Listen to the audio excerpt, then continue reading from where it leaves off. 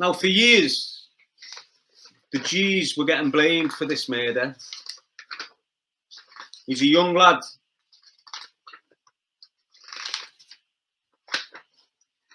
We were getting blamed for this murder. Yes, watch out, TikTok. I hope you're all well. Why? Because this young man shot Danny in the chest with a .357 Magnum. So straight away, it give a motive. But let me tell you now, and it's being cleared up by the deceased's family, young Jamie's family, that it was definitely nothing to do with the G family, and it was all to do with the Baker family. Okay, so let's go on. The Real Crime, Real Time podcast will focus on the unsolved murder of Jamie Starkey, born on the 20th of January 1991 and shot dead on December the 2nd, 2012. At the age of 16, Jamie Starkey shot Daniel G once from long range. Danny survived and was looking revenge, but was jailed for conspiracy to murder. While Starkey was hiding from Daniel, carrying a firearm as protection, he came across a local dealer, taxed him and shot him in the legs. At court, he used Daniel in his defence as to why he was armed. He pleaded guilty to the attack on the dealer, and at 16 was given a 7-year prison sentence, of which he served 3.5 years behind bars, before being released to serve the remainder of his life on his licence. He was released in September 2011, and due to his actions towards Danny and now the reputation of being a notorious gunman who shot Danny G, he was recruited upon release by enemies of Danny's and OC, an organised crime group from the Tailmere Road area of Liverpool and the Langsdale Road area. Whilst with this group, he was exploited and used as a game kid to shoot and deal. After a few months of doing this, young Jamie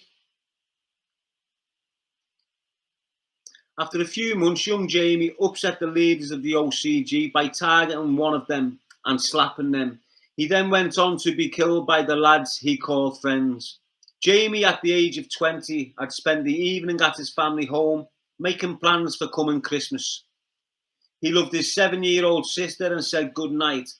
Minutes later, as Jamie left the house to get in his car at around 7 at night, he was approached by a lone gunman, shot 4 times in the chest and the double tap to the head. The gunman left on foot, then entered the rear of a small van with a getaway driver. Despite 5 people being arrested as part of the murder investigation, the young man that ended the life of young Jamie Starkey still roams the streets in status, not presence, still taking dough for hits. Mr. Starkey Sr. has been relentless in his pursuit for justice on behalf of his son Jamie. But although all is being done to arrest this killer, the wall of silence prevents any progression in criminal proceedings against an organised crime group responsible for this murder, and many more in the city of Liverpool. This murder of one of our own, another young man killed, shot dead, his family shattered, no justice, no peace of mind. The criminal fraternity know exactly who the rats are who committed this murder and the others they're responsible for. They have been dropping bodies in the city for decades, I'd say in full knowledge of the law.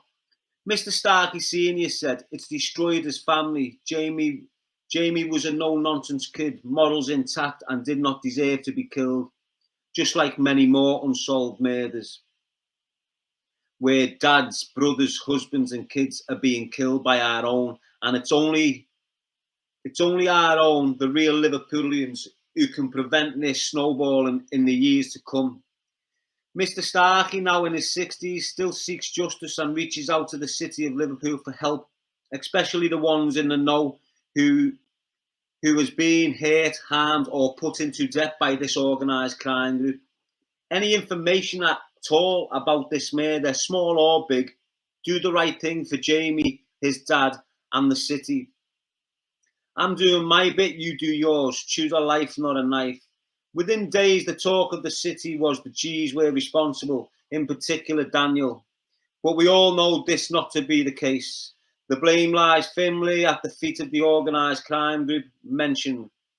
The following year, in September 2013, a 40-year-old man and a 20-year-old man from the Everton area were arrested and bailed, with 4 properties in Kirkby and Everton being searched in the process.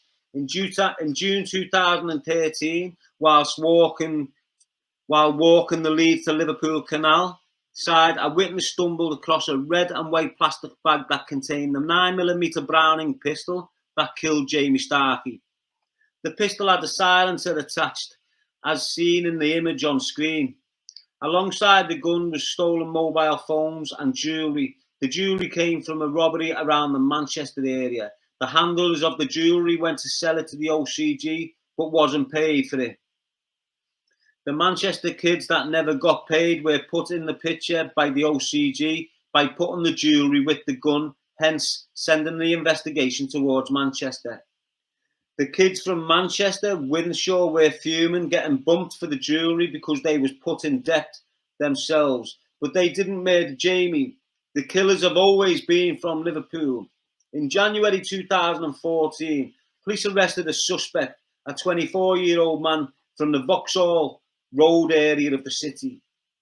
He was detained after armed officers stormed the address. The male was released under Section 43 pending investigation. With 4 arrests in relation to the murder before Christmas and this one in 2014, 5 arrests, yet still no charges or convictions or closure for the family. As always, people, keep it real, understand the trauma and the damage that's done to families, communities and cities when a serious act of violence is committed, especially murder.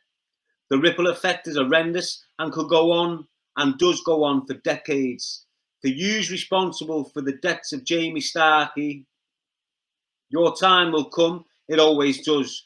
For you in the know, look what you're living with. Stop protecting the scum of the city and do the righteous thing before they switch on you for being in the know. Rest in peace, Jamie. I hope you and your family receive justice and closure.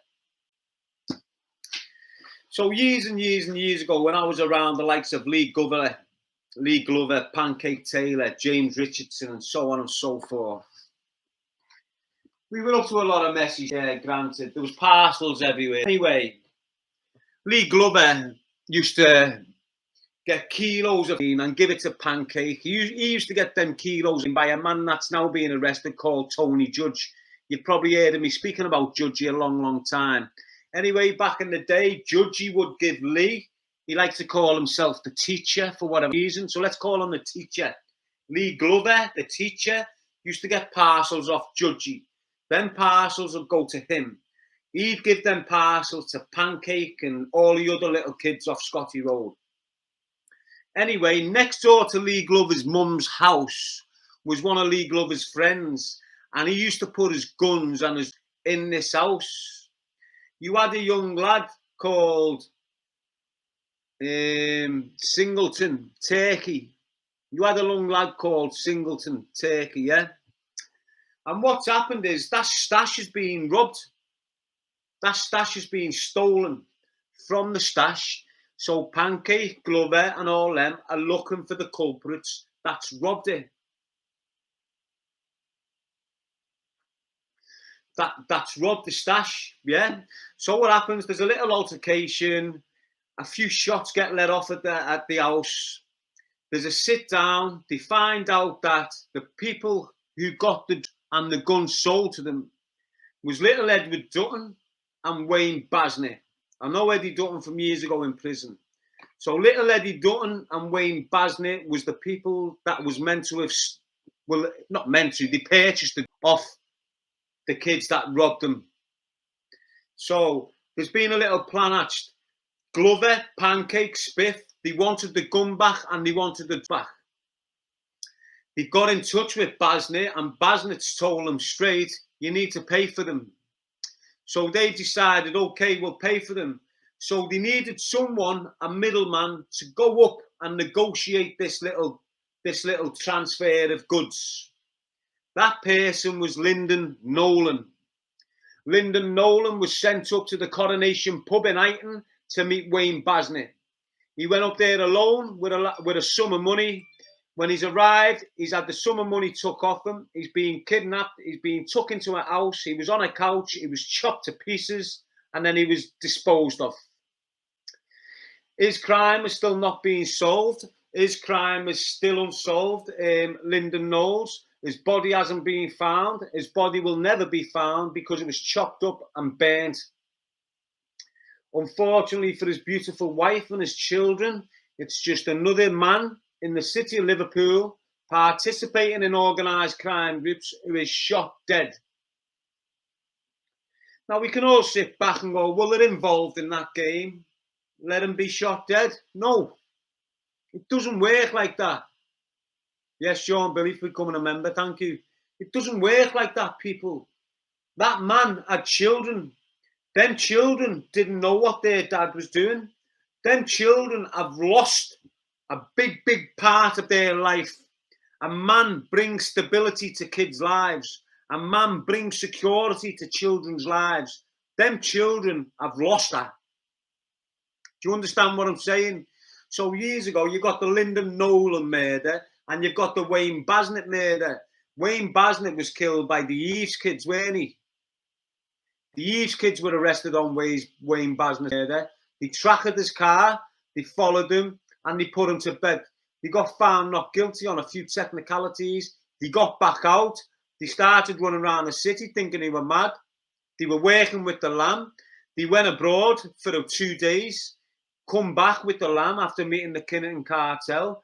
They was on the way to come and do me, and they got swooped on Wavertree Road. The car got rammed, the car got swooped on, and the Eves brothers were arrested with firearms. They was on the way to do me for the Kinnington cartel.